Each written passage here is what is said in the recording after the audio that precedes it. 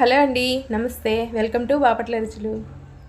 ఈరోజు వీడియోలో morning tiffin చేసుకోవాలనుకుంటే పిండిలు ఏమి లేకపోయినా కానీ ఇన్స్టెంట్గా అప్పటికప్పుడు దోశలు అయితే ప్రిపేర్ చేసుకోవచ్చండి.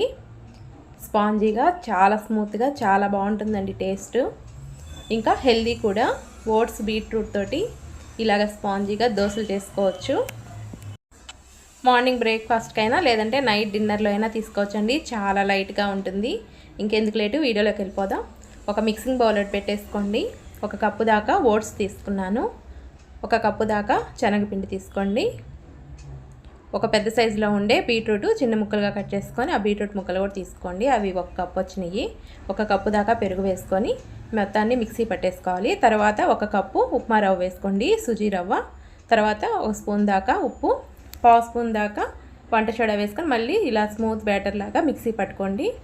కొంచెం వాటర్ యాడ్ చేసుకొని దోసపిండి కన్సిస్టెన్సీ వచ్చేదాకా మిక్సీ పట్టుకోవాలి. తర్వాత దోశలు వేసుకోవడానికి పెను ఒకటి పెట్టేసుకొని ఆనియన్ తోటి రుద్దేసుకోండి. ఫస్ట్ ఆయిల్ పోయకుండా ఆనియన్తో రుద్దడం వల్ల దోశ అనేది చాలా పలుచగా వస్తుంది. ఇలాగా పైన కొంచెం ఆయిల్ తర్వాత అప్లై చేసుకొని దోశ ఉల్టా తిప్పుకొని మళ్ళీ తర్వాత వెనక సైడ్ కూడా బాగా కాల్చుకోవాలి. ఇంతే, 2 వైపులా చక్కగా కాల్చుకుంటే ఎంతో టేస్టీగా చాలా చాలా బాగుంటుందండి.